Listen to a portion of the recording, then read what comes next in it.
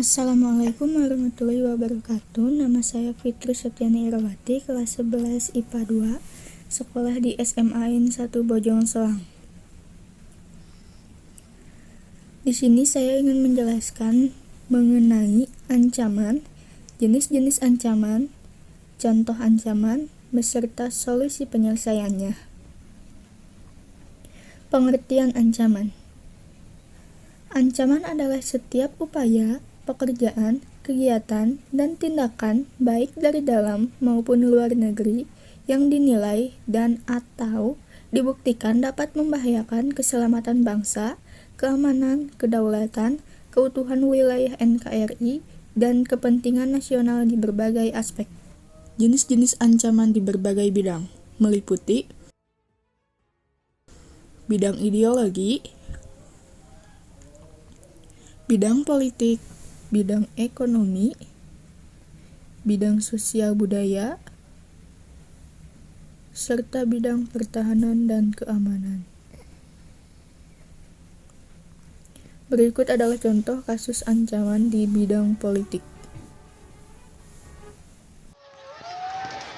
Bentrokan antara polisi dengan massa buruh dan mahasiswa terjadi di Jalan Raya Kawasan Industri Jababeka 1 Cikarang Utara, Bekasi, Rabu siang. Aksi saling dorong dan lempar batu tak terhindarkan hingga polisi membubarkan massa dengan menembakkan gas air mata. Petugas kemudian mengamankan satu orang yang diduga provokator. Di Tasikmalaya, massa meruntuhkan 2 gerbang pintu masuk ke area komplek gedung DPRD. Massa yang semakin tak terkendali juga merusak pos keamanan dan memecahkan sejumlah pot bunga. Kericuhan dipicu keinginan massa yang meminta anggota DPRD Kota Tasikmalaya menemui pengunjuk rasa diabaikan, hingga membuat massa memasuki area gedung secara paksa. Gerbang kantor DPRD Jawa Tengah di Jalan Pahlawan Semarang juga bernasib sama.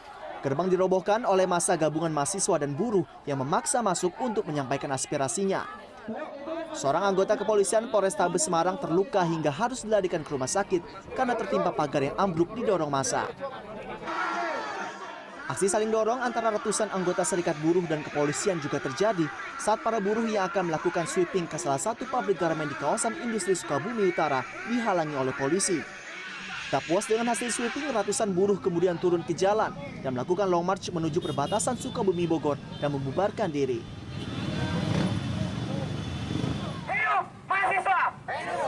Sedangkan di Makassar, sejumlah jalan protokol diblokir oleh massa dengan menyandera sebuah tronton dan juga membakar ban bekas. Tim Liputan CNN Indonesia.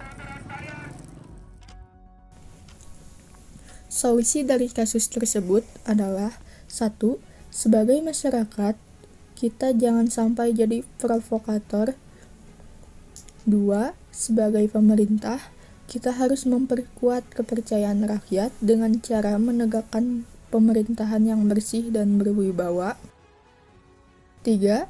Sebagai pemerintah, pertimbangkan kembali keputusan yang akan diambil karena apapun yang diputuskan oleh pemerintah, masyarakatlah yang terkena dampaknya. Sekian dari saya, mohon maaf bila ada kesalahan kata. Wassalamualaikum warahmatullahi wabarakatuh.